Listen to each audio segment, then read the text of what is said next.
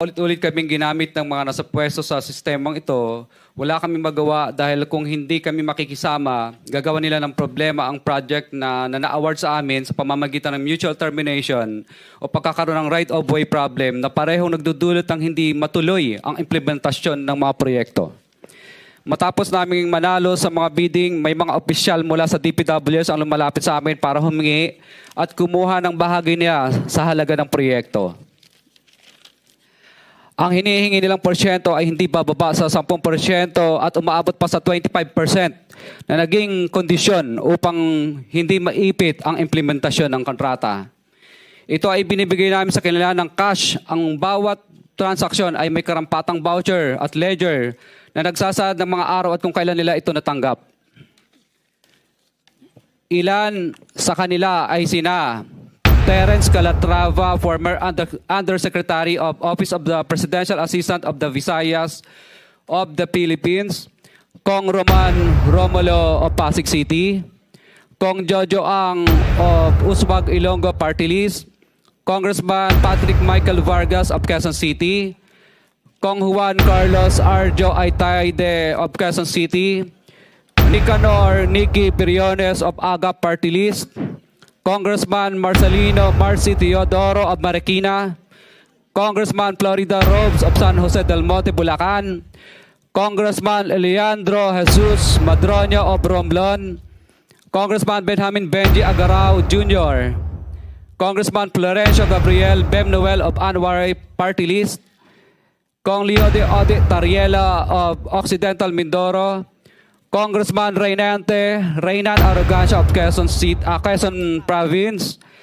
Kong Marvin Rillo of Quezon City, Kong Teodoro Haresco of Aklan, Kong Antonieta Yudela of Zamboanga, Sibugay, Kong Dean Asisio of Caloocan, Kong Marivic Pilar of Quezon City. 21. Mayroon ding mga kinatawan ng ilang politiko na nakikipagtakbo sa amin upang manghingi ng porsyento kapalit ng mga porsyento ng mga proyekto. Ang mga porsyentong ito ay 25% ay ipinipilit sa amin bilang karaniwang kalakaran na wala akong kakainang tanggihan.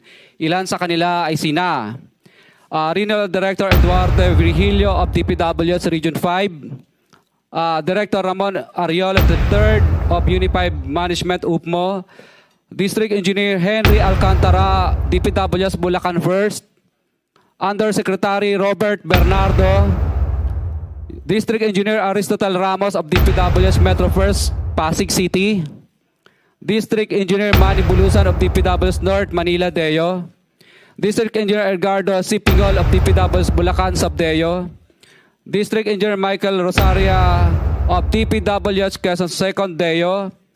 Karamihan sa mga kawani ng DPWS na nabanggit sa itaas ay paulit-ulit na binabanggit ang delivery ng pera ay para sa kaisandiko na dapat at least 25%. Si Kong Marvin Rillo naman ay ilang beses na binabanggit ang pangalan ni Speaker Martin Romualdez bilang kanyang malapit na kaibigan. 25.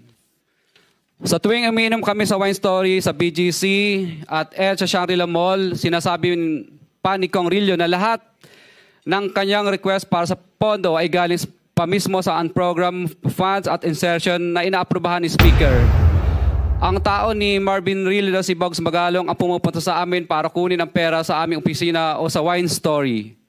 Si Kong Jojo Ang naman, lagi ring binabanggit sa lahat ng project sa kanya ay papondo ni Speaker at ni Saldico. Mataas ang hinihingi sa project, dagdag pa niya, hindi naman lahat ng pera ay para sa kanya, kundi para kay Speaker at kay Saldico.